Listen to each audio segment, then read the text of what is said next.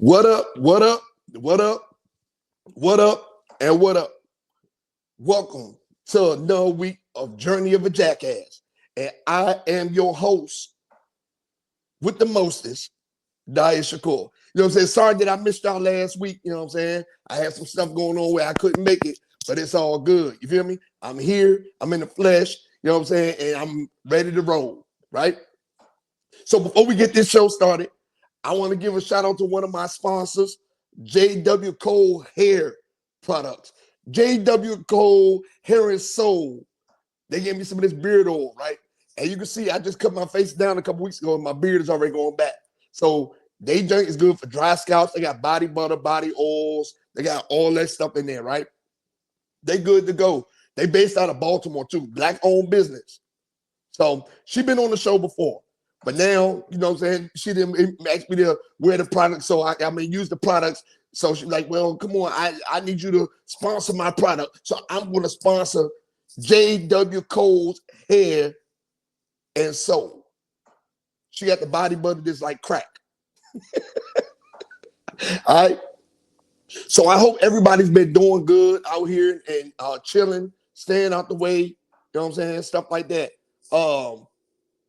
The kids are back out of school, so that's another thing that we got to adjust to with the kids being back out of school for this week and the holiday season to come. Hey, man, listen, don't go broke during the holidays.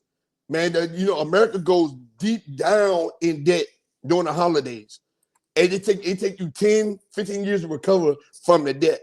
And then, you know what's crazy, especially if you got little kids, if you got little kids, truth be told, they don't remember it. You go buy thousands of dollars worth of gifts, they don't remember it. They tear it up, they don't use it for a little bit of time, all that stuff. So I'm telling you, y'all don't go broke out here messing around. You know what I'm talking about? But it is the holiday season, right?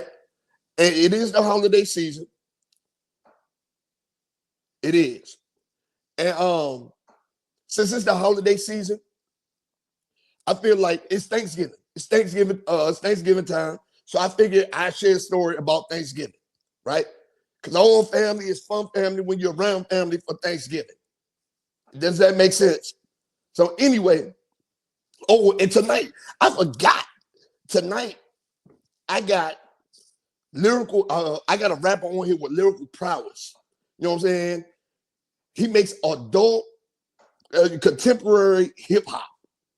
You know what I'm saying? For us older gentlemen. You know what I'm saying? I used to be in the rap game. He's still out here making music, doing this thing. He makes adult contemporary hip hop. So we got recording artist Cal Cutta in the building tonight. So you already know it's gonna be a fire show. He about to bring all the energy and he gonna break down all his projects and everything he got going on. You know what I'm talking about? Now, before we get into that, story time with me. I know y'all missed my story time. It's been a week. All right, so look, crazy story. I'm gonna keep this one short tonight. I always say that, but I'm gonna keep it short tonight. So Thanksgiving, you know what I'm saying? Thanksgiving, Christmas time, holidays, stuff like that, right? So, when my grandmother was alive, those were real big things. We used to go down grandma's house, granddaddy house. Everybody go down there, go in the basement, drink, dance. All the aunts and uncles drink, dance, stuff like that. Sometimes I looked a little too inappropriate for my uncles and aunts to be dancing when they was dancing, but maybe there was some incest going on that I didn't know about. But anyway, so everybody got these relatives. They will always argue, always fuss, always fight. Every holiday, no matter what it was. Labor Day, we get together on Labor Day. What you trying to do? What you trying to do? We can do this, blah, blah, blah. You ain't no street nigga, blah, blah, blah, et cetera, et cetera, et cetera. Fuck you, you ain't no street nigga. Well, most of the males in my family are like that, right? Especially my uncles, my cousins, most of the males on my mom's side are like that, right? So I had a cousin and an uncle around the same age. You know what I'm saying?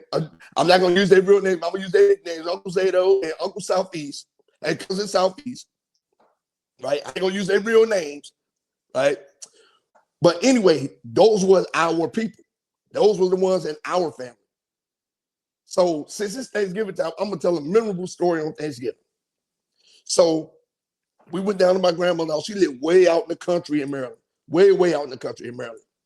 So everybody's down there having a good time. We little kids, we playing boom, boom, boom. We run around in the yard. We in the house playing video games. The adults are watching football, stuff like that. Uncle Zato is a diehard Cowboys fan. Diehard. Nephew, what you know about those Cowboys? How about those Cowboys? Diehard, right? So, because the Southeast don't know nothing about no sports. He don't know nothing about none of that stuff. Only thing he know about is the streets, right? That's it. He don't know nothing about nothing else, just the streets. Everything else you can kind of keep to yourself. Just the streets, right? So, this particular holiday, we would sit down there. We was all having a good time. Everybody drinking, dancing.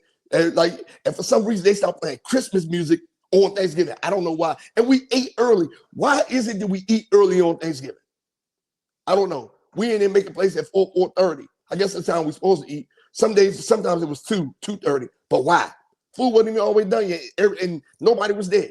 So anyway, so this one particular Thanksgiving, they in there, we all in there having a good time and stuff like that. So I go upstairs because one of my aunts like, hey, Q, go get me a bed.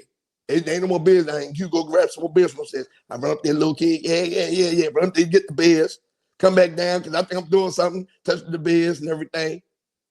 I give them to them. They put them in the cooler. Everybody drinking. They drinking Crown Royal and all stuff. Then they start playing Pokeno. Pokeno, the little board game where you put the pennies on. They used to play for change. Everybody's bringing their Crown Royal bags full of change. Typical black family shit, right? So on this Thanksgiving, we sitting up there, and then my uncle was mad. My cousin was mad. He was drunk, fired up, probably had some coke or something. Weed, whatever case may be, because I think he'd done every drug. You feel me? And they was up there.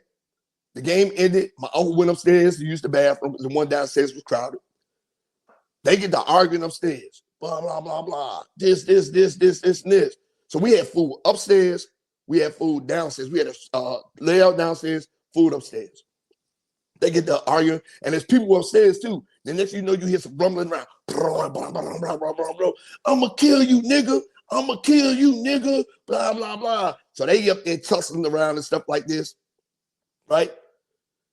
They get downstairs. We separated. They get downstairs. Get the tussling. Yeah, you think it's over? Well, we can go outside now. Everybody, y'all get out the house with that shit. You know what I'm saying? Blah, blah, blah. Except no, I'm gonna kill this nigga. I'm Southeast, I'm a street nigga. Blah, blah, blah, et cetera. And then we just sitting there with little kids just watching everything unfold. Okay. Cool. This was normal for us. I think it's normal in every black family. So anyway, they get to fighting, fussing, tussling. Again, downstairs. And it was there wasn't a hard table down there. It was a plastic table down there. Right? So they get to fighting and fussing and yeah, blah, blah, blah, this, and this. Next thing you know, they fall on the table. They fall on the table, they start throwing blows. Food slides off the table. Now, this is what make it funny. The turkey went off the table in the big pan with the handles. The turkey went off the table and went through a little window, busted through the little window, and went outside, rolled in the dirt. Everybody's like, what the fuck? People said they cussing. What are y'all doing? Blah, blah, blah. Break it up. So we break it up. Everybody breaks it up. I didn't break it up. I was too small, young then. Everybody breaks it up. They start arguing again. So my aunt go outside, call herself going out there to try to salvage the turkey. Go out there, grab it. That should get all this rocks. I'm glad I didn't eat no meat back then. So they go out there, call themselves trying to salvage the turkey. When they go out there, they wiping the dirt off of it and all that shit because it was gravel and dirt outside. I said, man, I'm looking at them. I was like, what kind of savage shit is this? Right?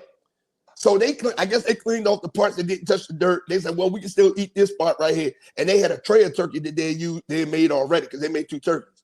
I said, so why don't they just make, me as a little kid, like, why don't y'all just make turkey sandwiches or something? No, so they kind of salvaged it, whatever case may be. Started breaking off pieces like this. Soon as they got it good enough to go, my cousins, Southeast said, man, fuck this place, fuck this turkey, and fuck everything that's going on. Grabbed the motherfucking turkey, took it back inside, and spiked that bitch. Pow! All the stuff that came up out that bitch. And this is one of my greatest memories on Thanksgiving, right? So with that being said, they locked him out the house. He didn't come back in. It was cold as hell, and his ride was still inside having fun. So he was sitting out there doing what he could to stay warm. He beating on the windows and everything like that. Man, we were sitting there laughing, pointing at him, and all that stuff. And then another fight broke out when we was leaving. Anyway, those were the declining days because my grandmother was on her last legs at that point in her life. Grandma's glued to the family, and without her, family ain't been the same. With that being said, happy Thanksgiving to everybody. They're serving. Don't spend too much money on Black Friday. And that's story time with me. One of my fondest memories, man. Yep. So now with that being said, since we talk about Turkey Day, football, sports, we might as well talk about other great things that are happening. So other great things that are happening are entertainer, recording artist Cal Cutta. I'm glad he's a special guest to come on tonight so we can get into the great things that he's doing. And maybe he can talk to us about some of his Turkey Day adventures. Now, with that being said, everybody welcome to the stage, recording artist Cal Cutta.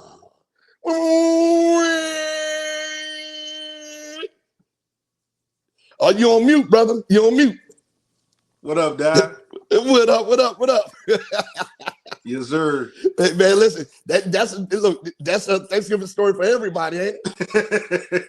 Yeah, that's a wild Thanksgiving story right there, man. Hey, man, listen, it was more of them, but this was one of the most memorable ones. You know what I'm saying? I was about like there were some wild ones. Like I remember my granddad went out there and he was out there slaughtering hogs in front of everybody. He was like, "This could be you. This could be you." You know what I'm saying? Man, he rest in peace. He just passed. So, oh man, yeah, he passed in August. Oh, sorry to hear that, man. Oh man, listen, he lived a long, fruitful life, man.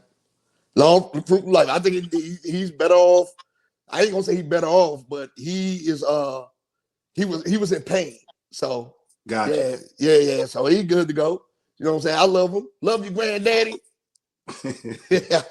But yeah, man. So what up, man? I know you got some Thanksgiving story, man. I know some wild shit that happened with you. Nah, man. I really don't have no wild Thanksgiving story. Nothing. It's been pretty calm. You know what I'm saying? It's been pretty calm. I haven't had no wild story like that. That was one for the ages right there. Oh man, listen. I remember we was in Afghanistan.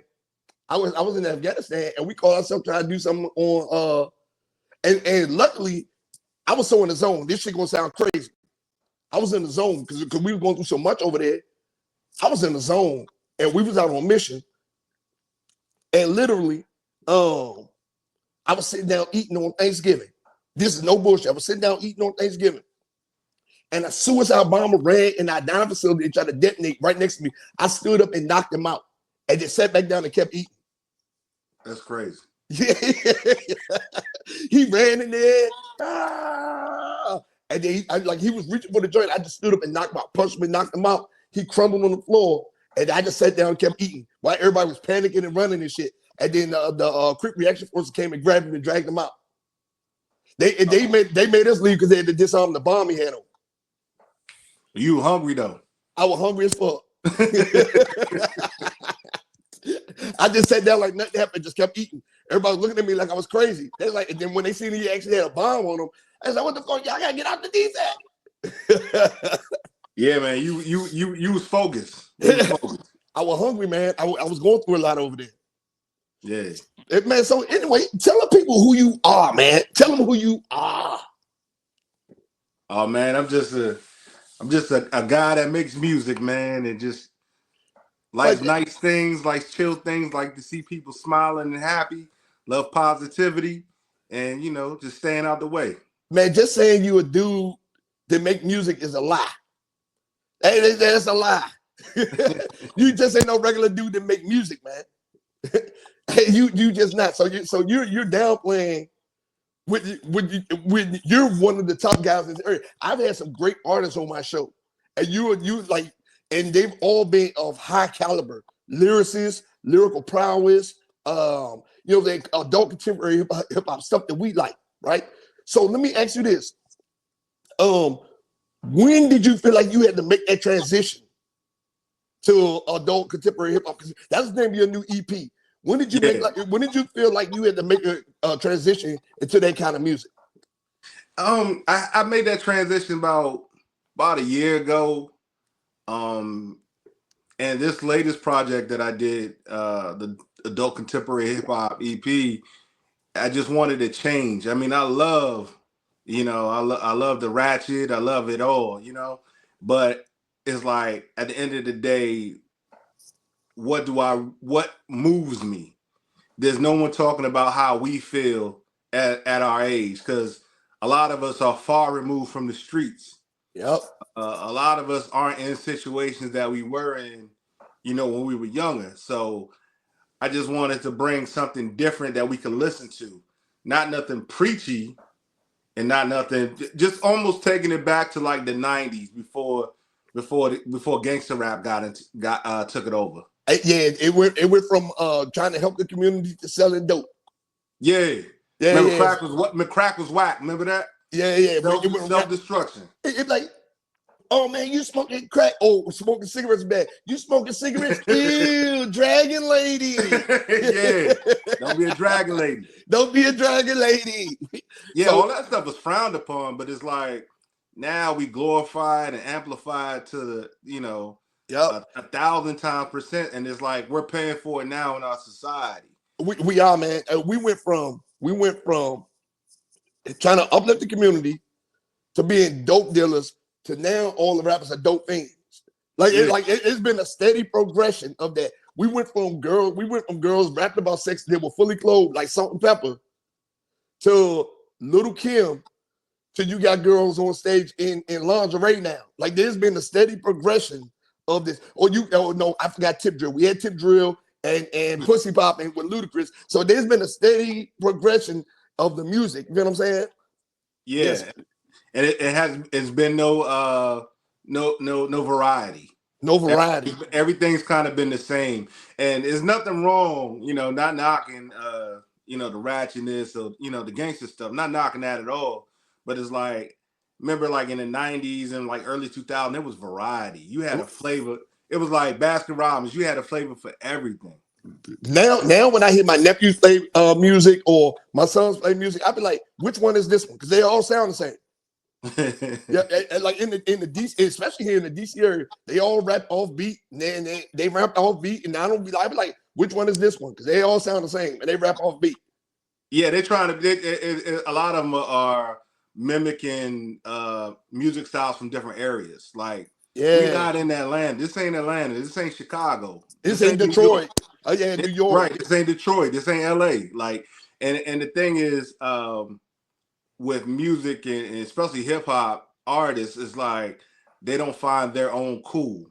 They don't know they're cool. They don't know who they are, and they're too busy trying to sound like who they like. I mean, being a fan is I'm a fan of everything, new, old, everything, right? Yep. But at the end of the day, I don't want to sound like my favorite artist. And so I think that's the problem. This is me personally. Listen to artists from here in the DC area, like these new young artists, they're struggling with identity. Like you hear a rapper from Houston, you can tell he's from Houston. You hear a rapper from New York, you can tell he's from New York. Like one of the ones that still rap like that from New York. Atlanta, you can tell they from Atlanta. And from the West Coast, you could tell they rap from the West Coast. Detroit, Chicago, they got their sound. I think here in the DC area, there's a struggle with identity when it comes to music. You know what I'm saying? Yeah, I mean, and that also, it comes down to what are you actually listening to? Yep. Like if that's like, if I want to be a mechanic, I'm gonna study everything I need to learn about cars. Every car, not just one car, not just Cadillacs, not just Chevrolets, not just Benzes and BMWs.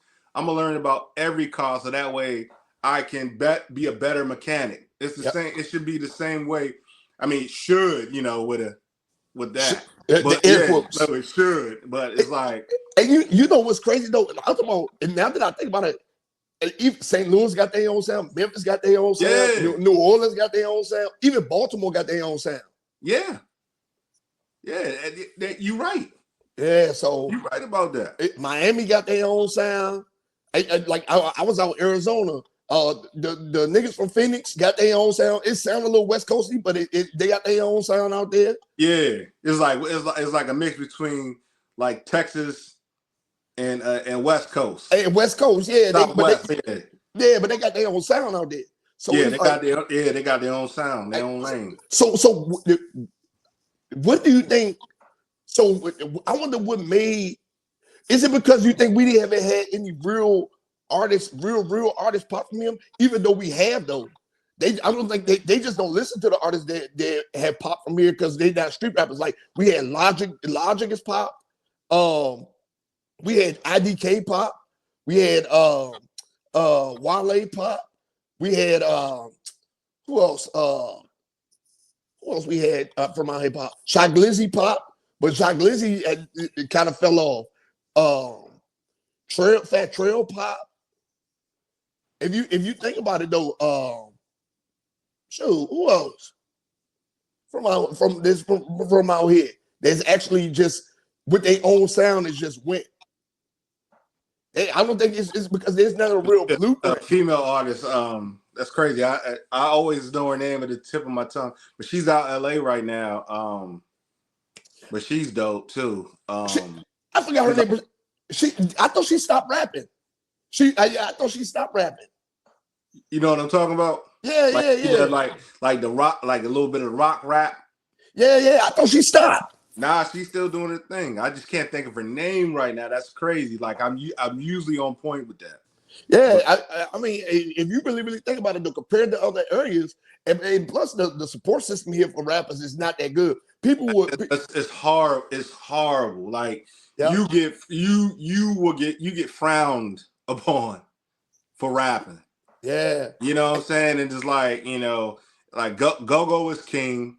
Yeah, definitely we love Go, but it's just like they. Instead of embracing it, they like sidestep the hip hop. Yeah, well, yeah, that's true. It's always gonna come until this is the thing right here, right? So Go is Go. This just me being. I've been back in the area for I've been back in the area since 2022, right? And growing up here and then leaving for 20 years, they're coming back. Go-Go's on his last leg, and I'm gonna tell you why. Because these youngers ain't starting go-go bands no more. If you go look at all these go-go bands, I've been to shows. I went to see my brother band. I went to see Back. I've been to see all these other go-go bands, right? They ain't got no youngers in their bands.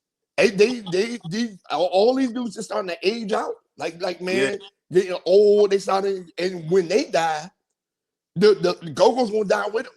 Yeah, they didn't embrace the kids. They didn't embrace the kids.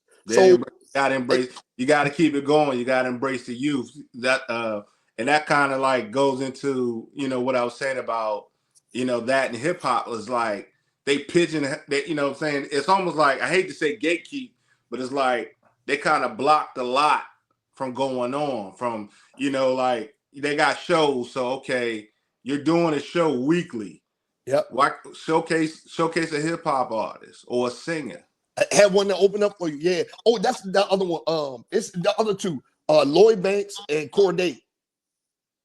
Yeah, Lloyd Banks from New Carrollton and Corday. Lloyd Banks from New Carrollton. Yeah, Lloyd Banks from New Carrollton. When? And Corday is too, I think. I think Corday from like Siouxland and then Charles County or something. No, I know. I did hear Siouxland when he was, when he first came out. He's dope too. All of them are dope, but I didn't know Lloyd was from New Carrollton. Yeah, Lloyd Banks from New Carrollton. For real? Yeah. Hold on. They put Baltimore, Maryland on his bio where he's born, but nah, Lloyd Banks from New Carrollton. When he leave New Carrollton? He was like real young, like real young. Yeah. Okay. I can tell you another rapper that was here in the DC area for a while too. Chameleon. For real? Yeah. Yeah. Fun facts. Wow, didn't know that. Yeah. I'm talking about like came up here like after he, blew up. No, that like raised, born. Hold on. Wow. I'm about to pull it up right now. Wow, you giving me facts right now. You giving me some new stuff. I haven't heard about that. Yeah, come That's in dope. there. Yeah, Washington, D.C. November 28, 1979, Washington, D.C. Come in there. Wow. Yeah. How long he stayed there? He moved to Houston at 4. Okay. Yeah. So he really didn't get a chance to get none of the influence or anything like that. Yeah.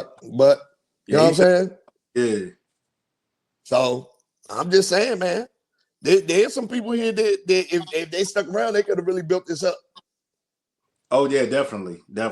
I don't think their career, because of the way the early is, I don't think their career trajectory would have been the way it is. Yeah, no, those artists had to definitely do what was best for them, because there's really no scene here. There was a scene, definitely when I started rapping, when I first started rapping, like in the '90s and late, all that. It was like a real scene. It was a community. Yep. There's really no community. Yep. These are the back in the days when it was open mics and all stuff. Yeah. Section 8. Yeah. Section 8. Recipe Bishop Twan. Yeah. Bello. You had Tabby Bonet. What's old buddy named? Get Sized Up. Southeast Slim. You know what I'm saying? Like there was everybody knew who the rappers was. Yeah, it was and it was a lot. It was shows, it was all type of things, people could do, and then the mid 2000s hit, and then it kind of just drop off, like, people started promoting shows for greed, and it just wasn't about the culture, and then, when you're trying to be like everybody else, it just doesn't do well. And as a whole, we didn't support our own, to keep the culture alive. Even Wale had to leave. Wale had to leave early. He had to go overseas. He had, you know what I'm saying? He had to travel around the country. He had to do what he had to do. He had to do what he had to do. Logic, soon as Logic got a little bit of money, he moved to LA. Yeah. You know what I'm saying? Yeah, he moved. He left. Got about he won't nothing here for him. Yep. I was like, dang. It is what it is. Super successful. Yeah, for real. Yep. And yeah, Logic is doing like arenas and shit now. Yeah. Yep. And one of the most underrated guys from here is IDK though. Because I went to see him when he opened up for Pusha T, and he killed it. I was like, God. But he's very successful. Yeah. I think he's mostly stay out of LA from what I've heard. Yeah. But he's from the people I know that know him, and dealt with him, like he's like super successful. Yeah. His music is good. It's just not on the lips of the people here as a whole. Yeah. But those that know, but to everyone else out, in America, like, oh man, he's killing it. Yeah, man. Consistent too. I know you say you've been doing this since the 90s, man, right? So you've been doing this since the 90s. So with the transitions of eras of music, has that been hard for you? Like the transition from one era to the next, or were you just consistently doing what you do? Yeah, I'm just consistent. Like the only thing that makes me consistent is that the fact that I love music.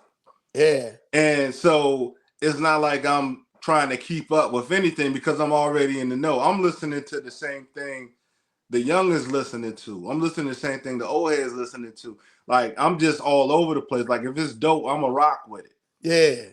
So it just and the way I rap, I really practice, you know, and I wanted to make my flow like, you know, prolific in a way that it transcends through the yeah, generations. it's not a certain pattern. You know, Yep. cause remember back in the 90s, they was, you know, The cadence. it was just different. And Yep. then like you see now, like the younger artists are like, you know, they're trying to do the sing-songy and they all have the same key. And you know, it just same cadence, same kind of beat, same tone, yeah. all that stuff. I'd be like, man, there's no difference. These songs you're making ain't gonna hit 20 years from now. I can listen to songs from the 80s and 90s right now. I can listen to songs from the early 2000s right now. And these songs right here, this microwave music they making, TikTok trend music they making, it's not going to transcend through the generations, man. Not at all. Hell I mean, yeah. but you see what's happening now with the music industry. They laid off. They had massive layoffs. The labels. Well, because a lot of those presidents and stuff about to get fired, and a lot of them artists about to go to jail because they in the Diddy indictment.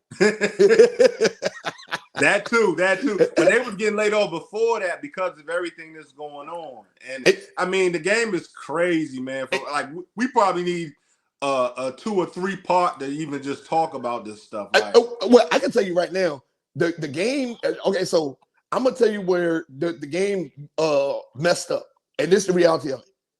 They stopped developing artists. They just signed them because they were hot and doing their thing, and they had a hit song and they would sign them. They stopped developing artists. A lot of these artists out here with these one hits and stuff like that, they live performances suck. Like it's terrible. Like they be in the game for like 5-6 years before they actually start learning how to perform on stage, stuff like that. Like they need to bring back A&Rs to find real talent, stuff like that. But these are the people that were getting fired. But the A&R palms got greased. Yeah. And see, and you know, that's just like anything when, you know, collusion and corruption comes in. Yeah. The product isn't the best, you know. So they're pushing because so-and-so has a bag. They're going to push for that person to get on. And the thing is, what they don't tell artists, what they was starting to come out now, that basically you need money. Yeah. Talent is dope. Like you could pull a little Nas X or, you know, a Soldier Boy and you know, and just blow up and go viral. But that's like hitting the Powerball 8 times. You know, it's like in a row. I can tell you, yeah. Now those are only 2 artists that I can say they went viral online. They actually went and actually did something. Like all the rest of the people, like what happened to the New Boys? What happened to Erica Banks? What happened to like all these other people? They had these little TikTok trend songs. All this stuff it just kind of fell off. Because they have people behind them with money. Yep. Because what I tell people, to push the average song to be like a household name is, I believe last time I checked, it was you had to have at least 250,000. Now, I'm gonna tell you, that's for media packages. That's for media packages. I do know that for a fact. $250,000. That's for like radio, commercials, BET, stuff like that. Videos played on there. It's all pay to play. It's all pay to play, right? And that's what they don't take. Remember, they was back in the day, they were saying, you know, they tried to hide it like it wasn't pay to play. Yeah. You know, remember Jay-Z and them told you what they did to get on. You know, paper bags full of money. Yep. Yeah, facts. Hold on, man. Matter of fact, let me give me a plastic cup too, man. We about to sip and have this convo. Hold on. Shit.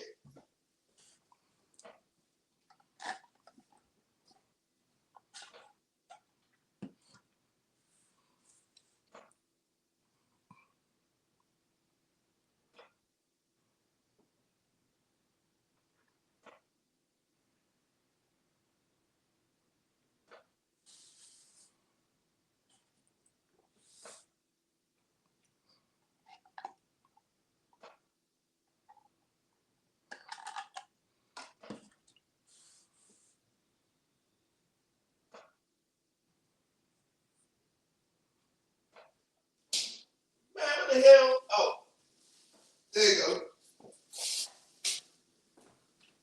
We are all getting away. Sorry for walking away and shit. You know what I'm saying? I be doing this from time to time on the show, but we are off tomorrow, so I might as well go and get me something in me too. You know what I'm saying? Little known fact. Uh-huh. Die was a part of Black Male Achievement.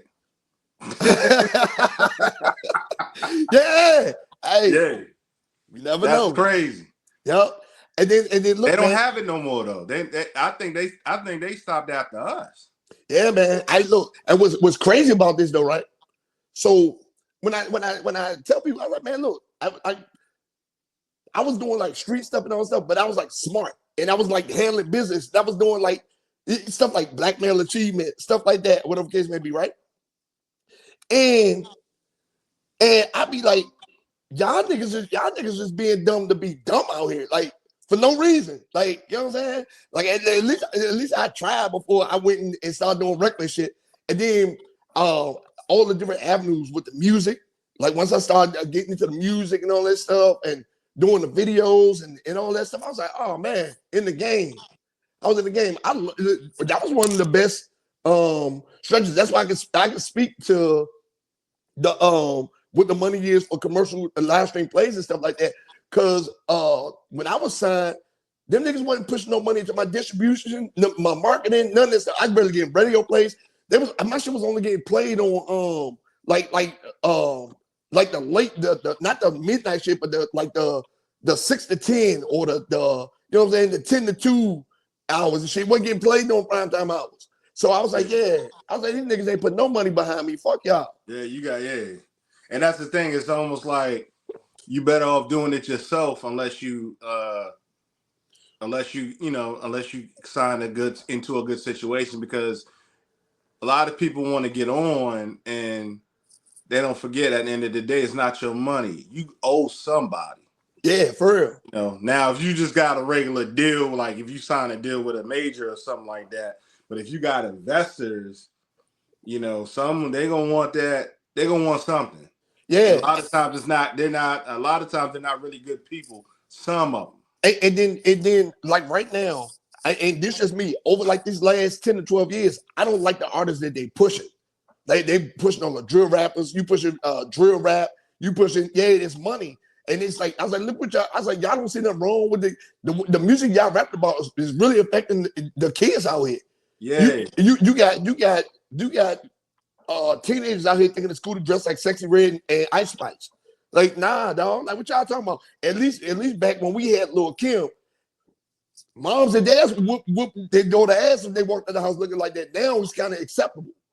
You know what I'm saying? Yeah. But now looking back on that, I mean, even at that time, like they really shouldn't have pushed that. No. But the transition though, the transition was so cold-blooded.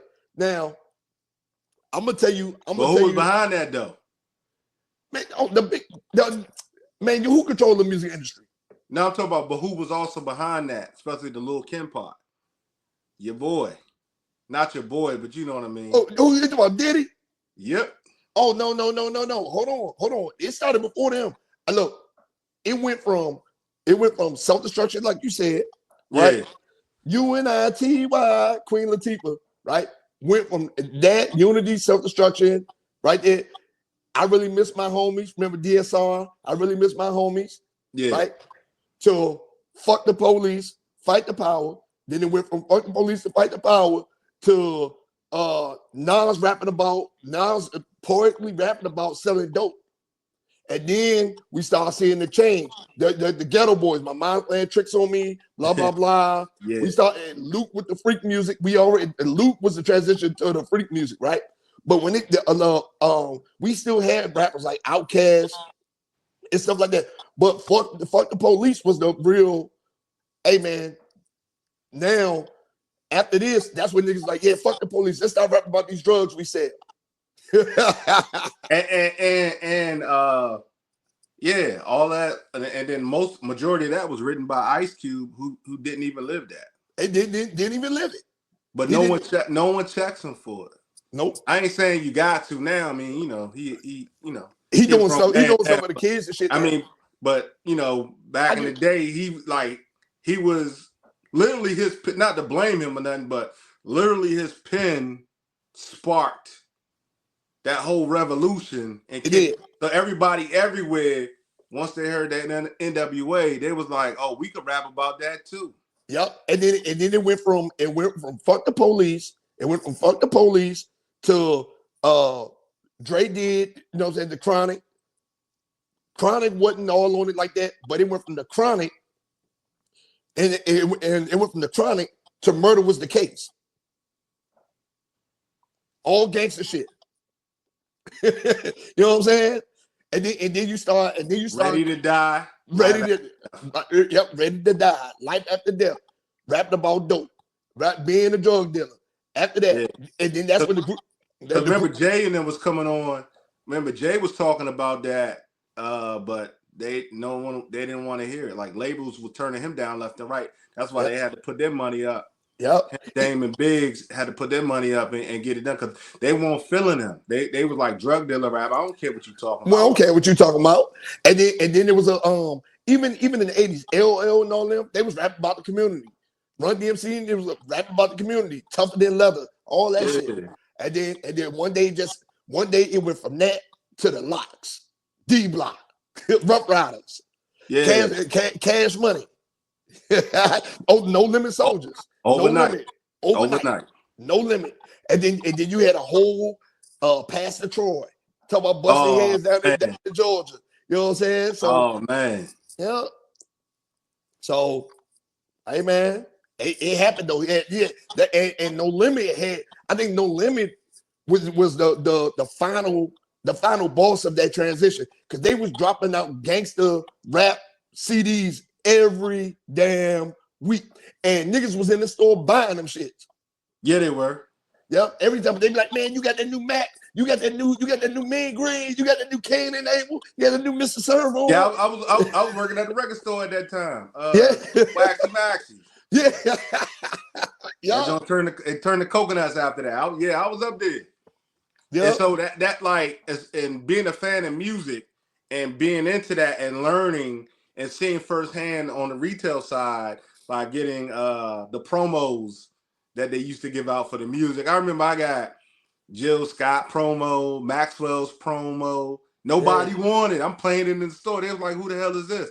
I'm like, this is, this Jill Scott.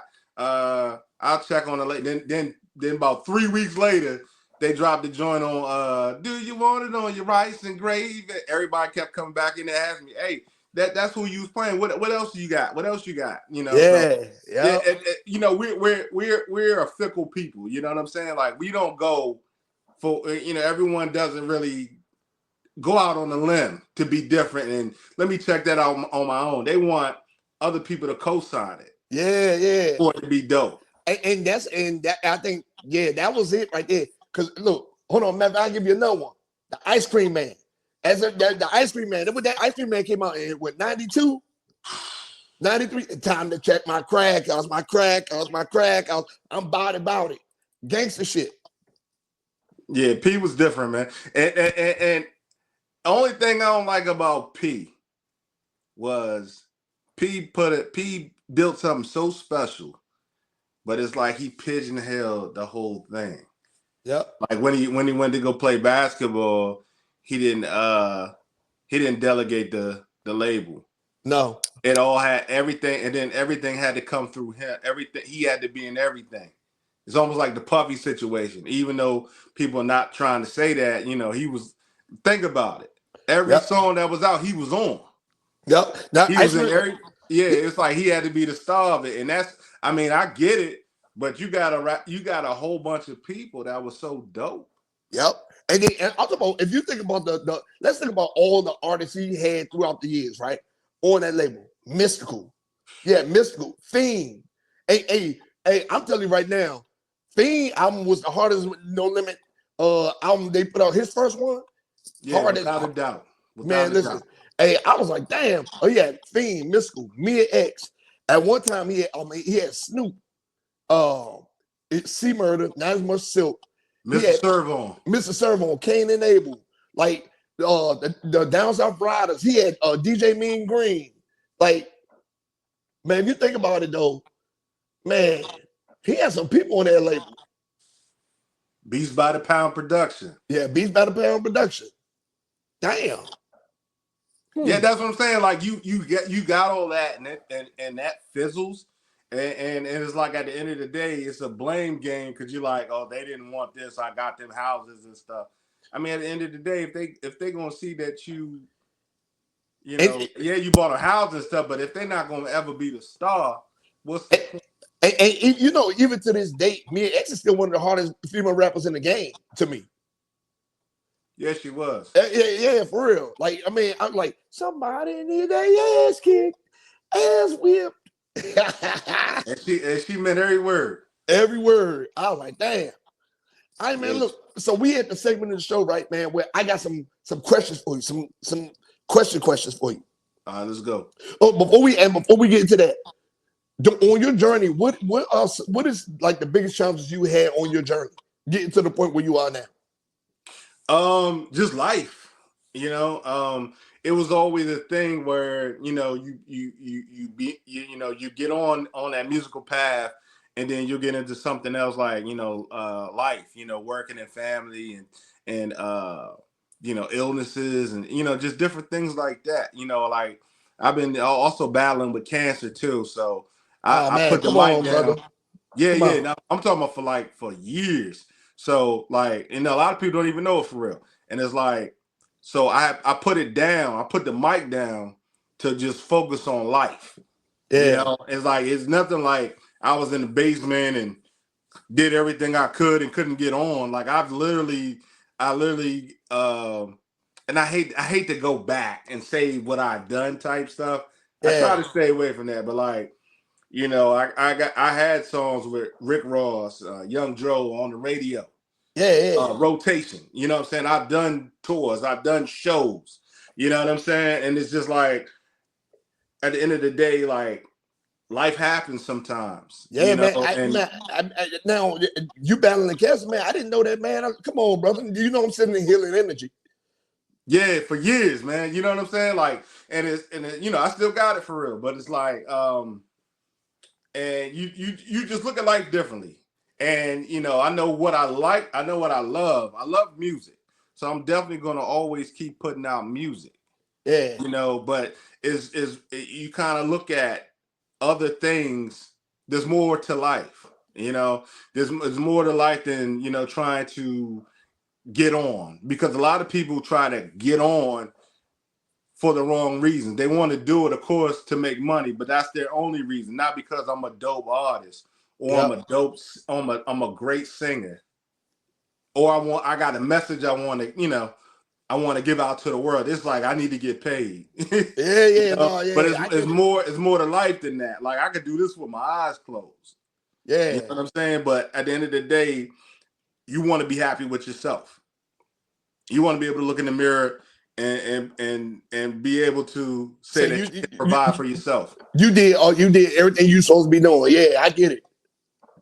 You know, because you doing, a lot of people doing it don't have a place to lay their head, don't have nothing of their own. You know, everything is someone else's, or someone's giving you. Yeah, for real. That's facts, man. Hell yeah. Come on, man. Come on. So I mean, so so let me wrap that up. So it's like, those type of experiences that we all go through, is like, those are the type of things that need to be told in our music. Yeah. But see, some people do it, but it ends up being on some after school special preaching. It's not sincere. It's not coming from your heart. Because like the most, like Scarface, like, even though Scarface rap gangster, right? Scarface also, and Andre 3000, like, they speak from their heart in their flow. Two of the best storytellers. Yep, two of the best storytellers ever, especially Scarface. Scarface is top 3 storytellers in the rap game ever. Yeah. Period. Yeah. Yeah. So now, I'm glad that you now, I'm not gonna say I'm glad you brought up the cancer diagnosis, right? Because I mean, I'm sending healing energy, right? You know what I'm saying? But is that why you spoke so much on, in your new music, you spoke so much about God in your life and stuff like that? Yeah, I mean, I wanted to, and this is the first time I've ever like rapped like that. You know what I'm saying? And you know, I curse off the record just not cursing on the record. Yeah. Because I just wanted to be, because I feel like I got more to say. And a few of those cuss words, like, it might be blocking me from really getting my message across, because I really don't have to say certain things. Yeah. You know what I'm saying? So, but it's just something that we need to hear. Like, you know, I was a huge Pac fan. Yep. You know what I'm saying? I'm a huge J fan. Like, I love all the greats, all the legends, and you know, I just love music. But it's like, at the end of the day, as a grown man, I don't want to hear the silly stuff no more. Yeah. Even though I listen to it, even though I listen to the old silly stuff and some new, you know what I'm saying, and some new gangster ratchet stuff, I get it. Yep. At the end of the day, it's like, nah, it doesn't resonate with my soul. Yep. And then that's the kind of music. That's why I say I've been having your shit on repeat. Nah, I appreciate it. Yeah, man. I was like, yeah, you sent me the link. I was like, man, let me see what he talking about. I was like, shit, this is shit. As soon as I started listening to it, I sent you a message. Like, oh yeah, this what the fuck I need. Yeah, nice. Look, straight to the point. Yeah. No long songs, just straight to the point. And it's just like, if people paid attention in English class, it's just, you know, how you tell a story, beginning, middle, end. That's all you need to do with your song. Yeah. That's it. You don't need to do a whole bunch of fluff, and you just tell what are you trying to say. And that's what because you know I'm an author, man. I got a bunch of books out, and that's what I try to do in my books. Like, a lot of people be putting all like the side stories. I'm like, no, we about to get straight to it in my books. What made you start to become an artist, and how was it, and how was the process of actually putting together a book? Man, so I'm taking over the show now. Oh shit! Yeah. So the writing process, man. I've been a lifelong writer. Remember, poetry, music, stuff like that. And then I'm gonna tell you what really made me write a book. I was on somebody's podcast in like 2019. It was like 2019, 2020. And I was talking to them, and we was all talking, and they said, "Hey, man." I said, "Yeah, man." Somebody on there had a book. I said, "Man, I'm gonna write a book." And everybody on the podcast started laughing. I wrote 2 books that year. I have 5 now. That's a blessing, man. That's a blessing right there. Yeah, and they not short books, all over 250 pages, 300 pages, all that. Yep. Man, that's dope. Yep. That's dope. So yeah, that's what made me get into it, man. I just like, and then I be having a bunch of stuff on my mind. So I just like, man, let me put this shit on paper. 250 pages of stuff though. Like, what's the process of putting together a book though? Me personally, and I give everybody that help write books, I tell them this: I write the ending first. I write the ending of how I want the book to end.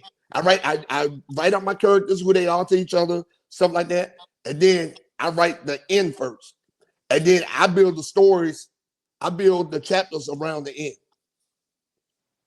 That's dope. Yeah, man. Yep.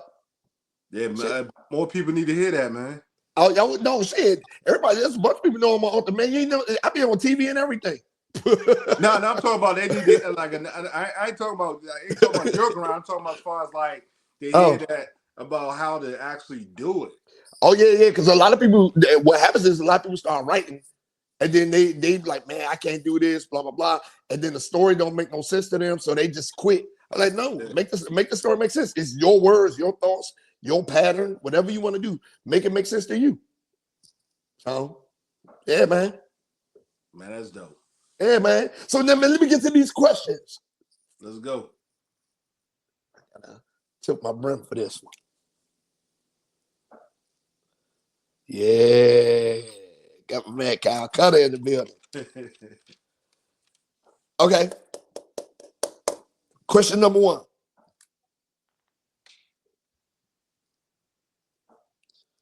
What year did midgets come out? They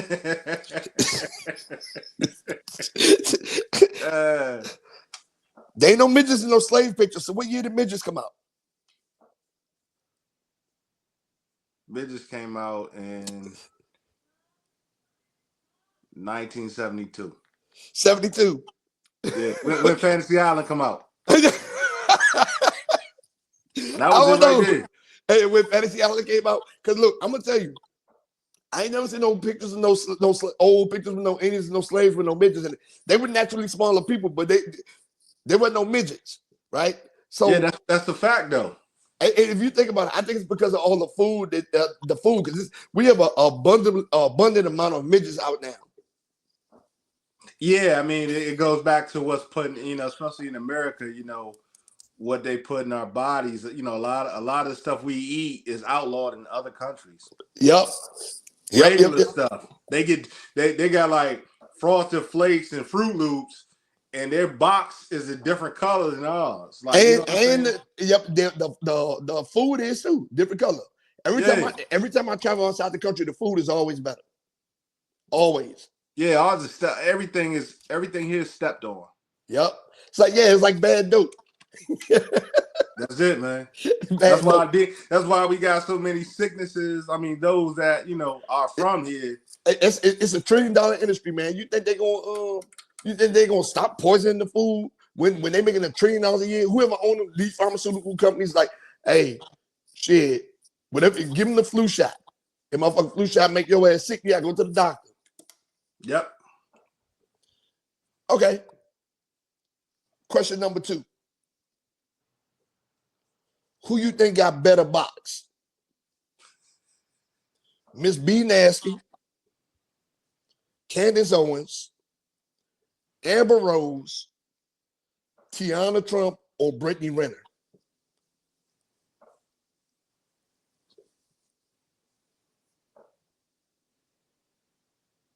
Amber Rose. Amber Rose out of all of them? Yep. Why? I mean, look at her. She had she knows how to get them.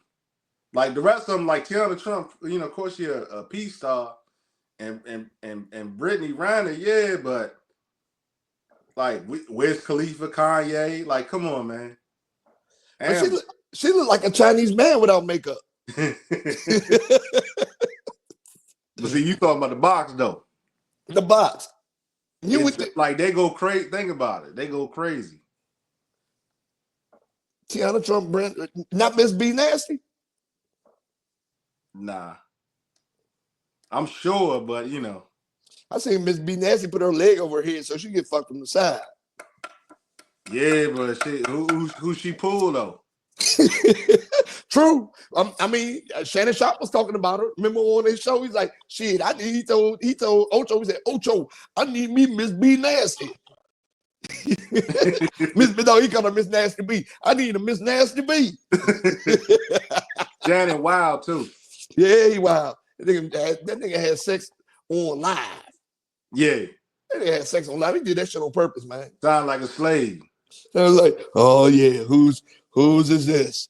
Who's this? That shit sounds scripted as motherfucker. I think he was reading like, hey. hey. That nigga was in there grunting like a motherfucker too. Breathe, cough. Breathe.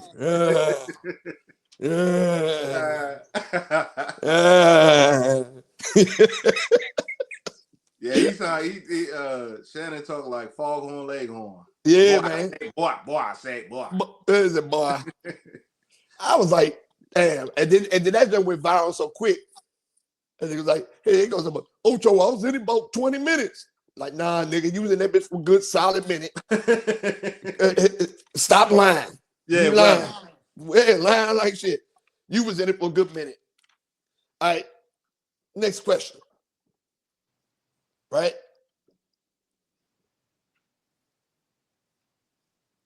If you married a woman who had a bunch of kids and she go viral for calling you a simp, would you stay with her? Calling you a simp for marrying her and taking on responsibility of her kids, would you stay with her? Nah. Why not? She don't respect me. Like,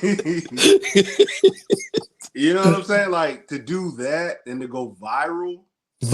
I think I think I seen something like that.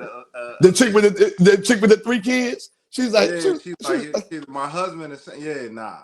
She's like, yeah, my husband a simp. Yeah, if she could she could be bald or do that, and she for everybody. She not mine. Nope. I was like, damn. I was like, and then you gonna go on this way. And then that one clip, nobody give a fuck about the rest of the interview. That one clip went viral. I was like, she would have came home, all her shit would have been packed. Get the fuck out of my house. You and them raggedy ass kids is not mine. Fuck you talking about. Hopefully he signed a prenup. Yeah. I'm like, fuck is you talking about? You bitch, you ain't brought nothing to the table but them raggedy ass, dusty, dirty nigga kids. And you talking about I'm a simp? Ho, get out. Yeah, but she was super comfortable being. She couldn't wait to say that. I'm gonna tell you right now. She's probably hell in a household. She probably emasculate this man every day. Yeah. She like for real. She felt comfortable going online when once it gets on the internet, it don't come down. You feel comfortable going on the internet saying that? There's no respect at all. Zero. Yeah, nah, she doesn't. She don't respect that, man. Nope. And he probably leaves with his wallet. She wasn't even bad enough to be making comments like that. Yeah. I was like this plum built bitch. Like who are you to be making comments like this? Hey, look, anybody wanted you with 3 fucking kids. I don't want no hoes with 3 fucking kids. Shit. That's crazy. That's crazy work right there. And she's acting like that. Yeah, and I'm like, and you out here wilding out like that. So she thinks somebody gonna really. So her saying that, I don't know what she would get. What she tried to prove with that, like, what result do you think you're gonna get from? You think somebody gonna choose you, or you think somebody gonna let you choose them? And my thing was that bitch did not look young. She looked like she was like in her upper 30s, maybe somewhere in there. Yeah. Like, yeah, she did not look young. So you making statements like this, like you got motherfucking options. Like me, I'm in my 40s. Like, bitch, you in your 40s. I don't even date women in their 40s no more. I don't, you know what I'm saying? I don't. These bitches are heartbroken, hardened. I don't even fuck with them. You know what I'm saying? So I be like, man, I don't got time for all that attitude and shit. Take that shit over there with them. You need to find your nigga like in his 60s at the end of his road. Yeah, society broken. Our culture and our society is broken, man. Yeah, it's fucked up. Yeah, it is. They don't want to hear it, though. Nope. And you know what the crazy part is? Men, we tell you how easy it is. We give you the keys to the car, and you wanna walk, you wanna ride the bike instead of fucking drive anyway. I like you, stupid, no nothing, mother. And all your life, just you and that little ass, ugly ass dog, and your kids. Now, them kids is leaving the house, especially in our age group. Them kids is leaving the house. What now, bitch? You just gonna go on girl trips till you die. Pussy gonna dry up. No, and girl trips. That's it. That's it. So yeah, man. Okay, next question. What you thought about that Tyson versus Paul fight? I mean, Mike did what he was supposed to do. He got paid. I don't know why everybody acting like it was a real fight. Like it really no, like you saw Mike practicing and sparring. Like he was killing.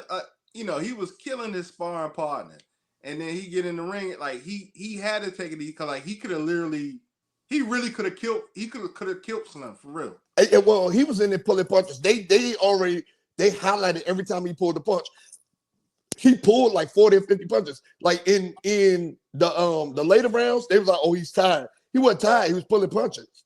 Yeah, Mike in shape. How he tired and we seen him train. Yep, and he did like this. The fight changed when they was clinched and Jake Paul leaned into his ear.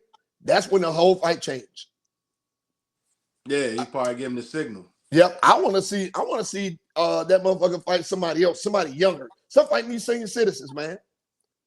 You know what I'm saying? Some fight these senior citizens. Get your ass in the ring with somebody that's in your age group and get beat up. That's but you know what? I think he did it for it's a payday though. Remember he a businessman. He was a YouTube kid and now he's a businessman. But if he really serious about boxing, then he will really, really try to need to be registered for the WBC and really go against a real fight. He won't do it though because they'll kill him. And you know that was the highest stream. That was the highest stream event in the history of streaming. For real? It was like 135 million people streamed that fight. Right. That's crazy as shit. 135 million people streamed that shit. And that's what he wanted. That's what he's supposed to do. Yeah. Yeah, that wasn't a real fight. That was a Hey, them undercards was real fights. Yeah, the girls, yeah. The girls and the one before that. The Barrios and the two Mexican dudes that was punching each other in the face. Yeah, that one Barrios and Reyes. We just give them some Mexican names. Barrios and Reyes. Yeah, they was going at it. I hope they paperwork in order because January coming. Man. Hey. But now what's the Judgment Day. Judgment Day. January 20th, nigga, you January 20th, you boxing. January 21st, nigga, you on that bus headed home. Yeah. Damn.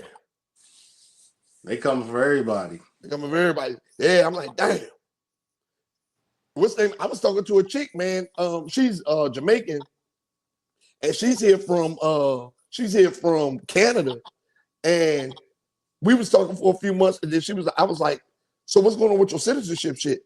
She's like, oh, it's supposed to be good by December. I said, have you been calling the check? She's like, no, I just believe it's gonna be good, blah, blah, blah. I was like, I kept telling her, I was like, if Trump win and your shit ain't good by December, your ass going back to Canada. I think he gonna let them slide though. I think he more so going after, a certain demographic. With the gangs and shit. Yeah, I was like, hey man, don't be calling me. I'm on ICE coming to get you. Can you watch my kids for me? Hell no, take them with you. Did she have the kids here? No. Oh yeah. Nope. Hey man. So it is what it is. Okay, last question I got for you. Last question. If you met a chick in a club, right? And you get in the car with her, right? Right.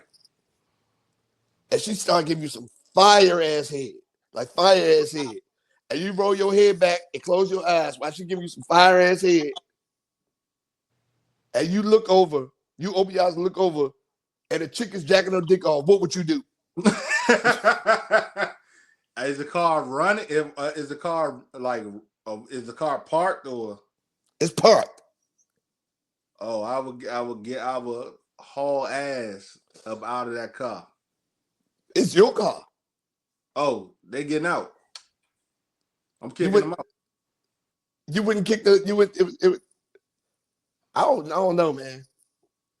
I'm kicking if it's my car, then I'm kicking. I'm telling them to get out. So, man, you lying. You would let the lady boy finish. Ain't no way. Hell no.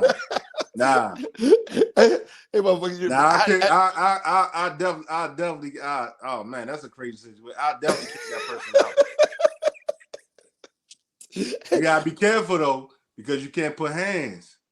So yeah, that's the thing right there, though, right? So you can't put hands on people like that. Like even if you're inclined to, because the shock value. Yeah, it's like you gotta tell that person you gotta get them out, but you gotta get them out a certain way because you can't. That's a hate crime. And so this is my thing right here. They need to pass some kind of law. They gotta pass some kind of law where, because I ain't got nothing against people living their life and all that stuff, but they gotta pass some kind of law where these motherfuckers gotta let you know. Like you just about to be coming in my car and giving me some head, and then you whipping out your dick and jacking your shit off.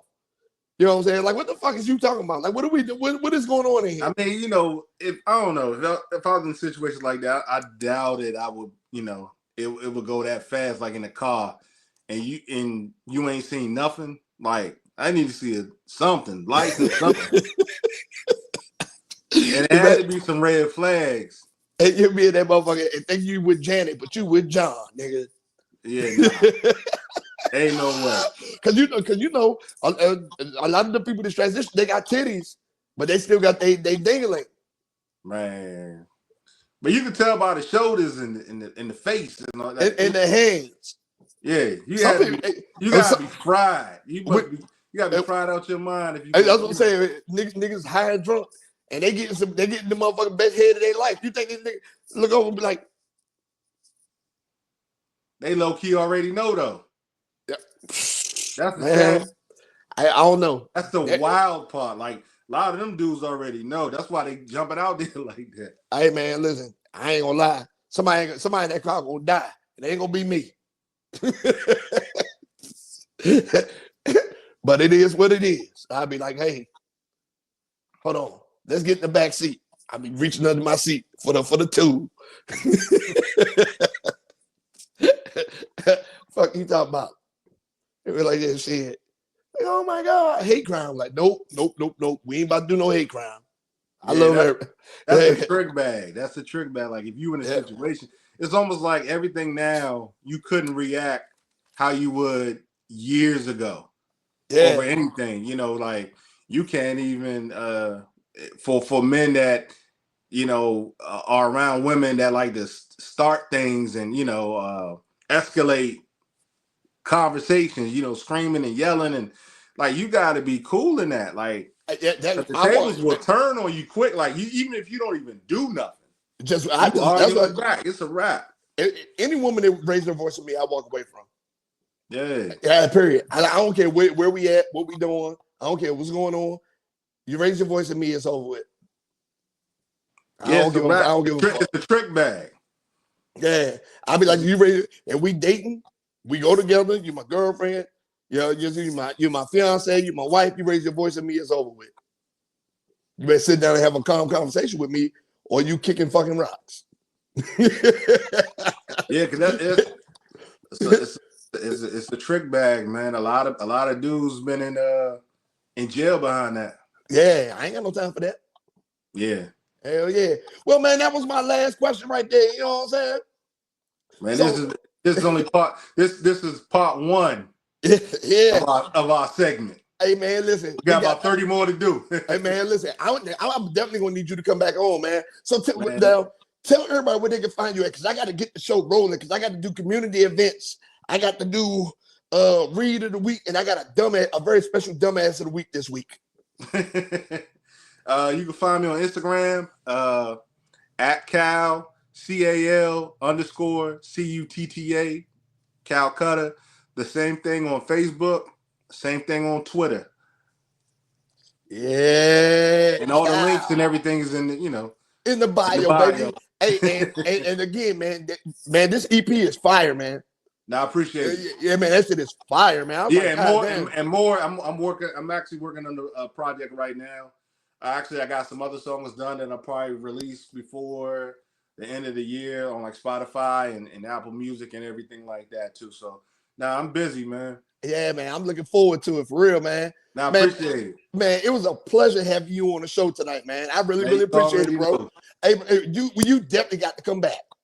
Yes, sir. We go back. Let's time caps and waves. Yeah. like wool and corduroys. That's it, man.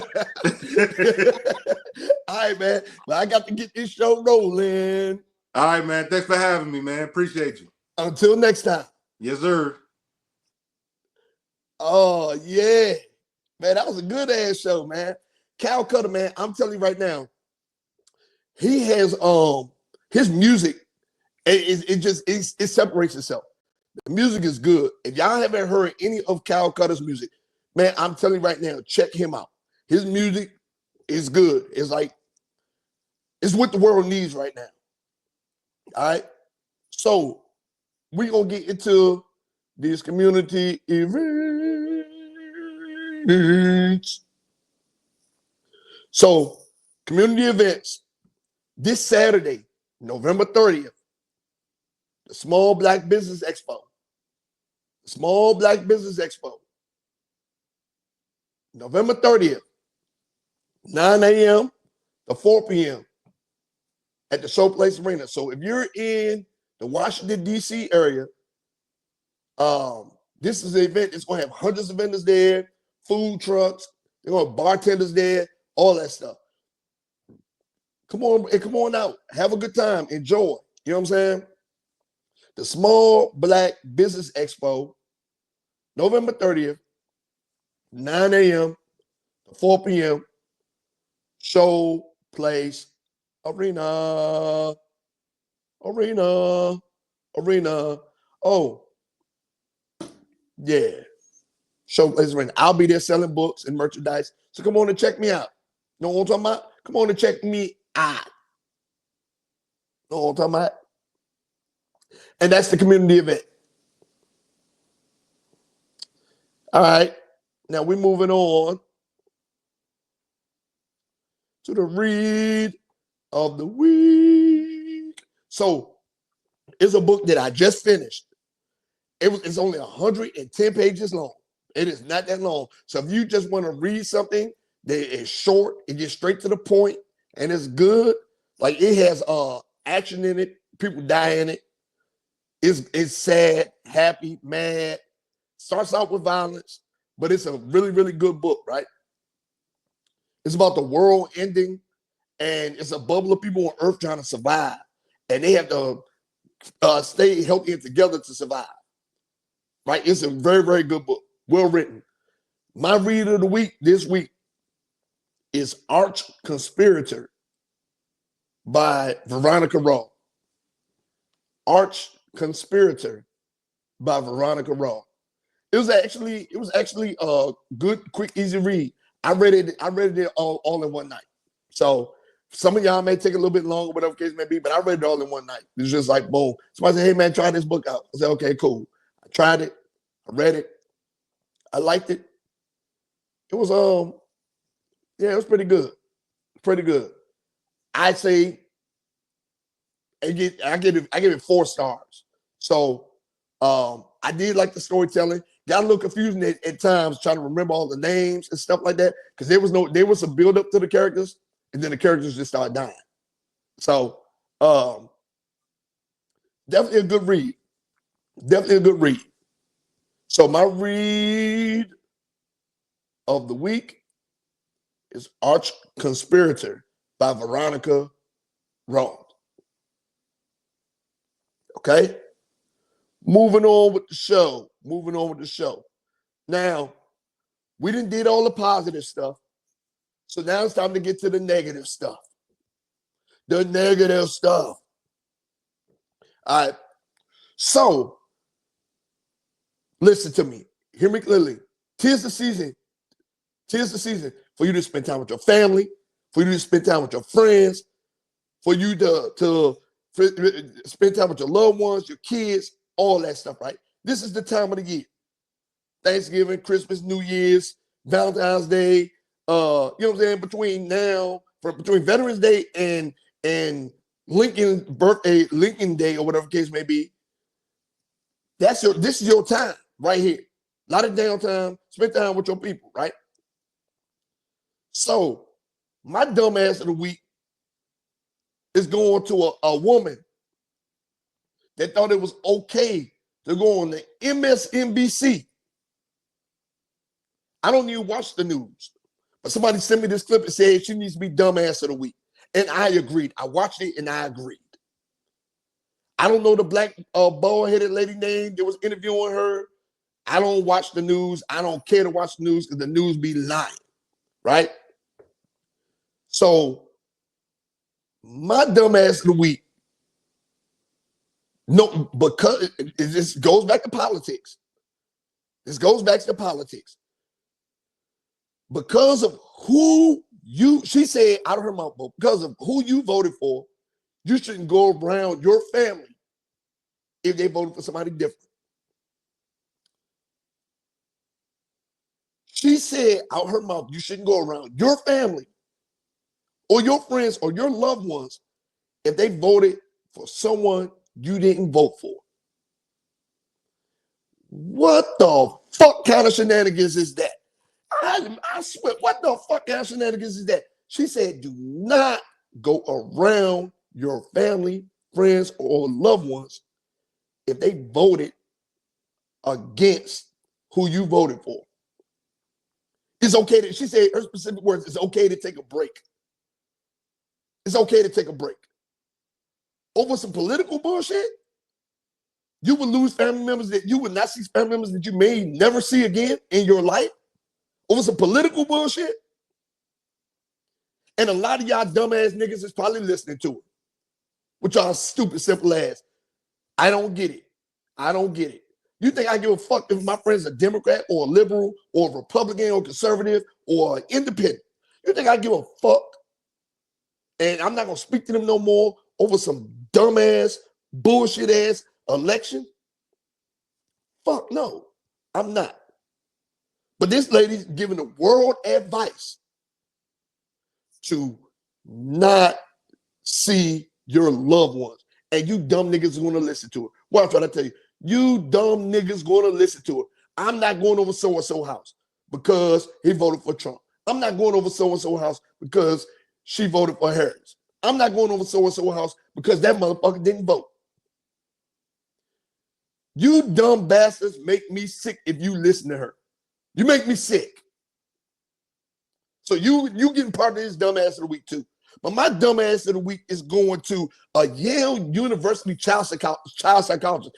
A child psychologist. She's not even a real adult fucking psychologist. She's not a therapist.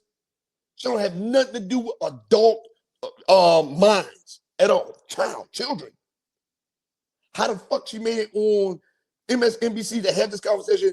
Who the fuck knows? But my dumbass of the week is going to Dr. Amanda Calhoun from Yale University, child psychologist. She recommended that y'all stay away from your fucking family over an election. When she probably just sitting in the fucking house by herself, twiddling her goddamn thumbs.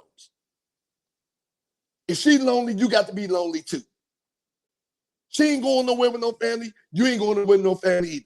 Y'all better stop listening to these motherfuckers. Y'all better stop listening. If she was an adult therapist and she said some shit like this, okay, cool. You dealing with kids. Give a fuck if you in the field or not. And all you motherfuckers just listen to her, y'all just as dumb as she is. Stay at home. Be by yourself. I don't celebrate holidays. I'm used to being by myself. But you niggas that's always ready to be around your family, that's just not going because of this, because of her advice, you're including this too. So with that being said, my dumb ass of the week is going to Dr. Amanda Calhoun. You stupid know nothing. I ain't even gonna call you that, but you stupid motherfucker. Fuck is you talking about? That is my dumb ass of the week. Fuck is you talking about? Fucking stupid. I will never understand it. Never, ever understand it. But y'all motherfuckers are so in tune into the TV, into the news, right? 95%, there's no balance with news anyway. 95% of these media corporations are owned by liberals and Democrats. So y'all know. So y'all only getting y'all bullshit news from one side. And that one side is telling y'all to do shit like that. Glad I'm independent and I have free thought in mind. With that being said, she's a dumbass of the week. Fuck is you talking about? Fucking stupid. Fucking stupid, man. All right, y'all. So today was a good show. So, hey, I can tell y'all right now, Thanksgiving time, enjoy y'all weekends. Don't spend too much money unless y'all spending it with me this weekend, right? And also, again, I want to thank my sponsor, JW Cole Hair and Soul, for beard oil, body butter, all that stuff. You know what I'm saying? They would take care of you. They in Baltimore. All right. So y'all can look at them. I will add their that social media on the thing. Now, with that being said, I mean, y'all stay safe this weekend. Don't drink too much. Eat enough for everybody. And y'all stay good, man. With that being said, y'all, it was another great show. I'll see y'all next week. Peace.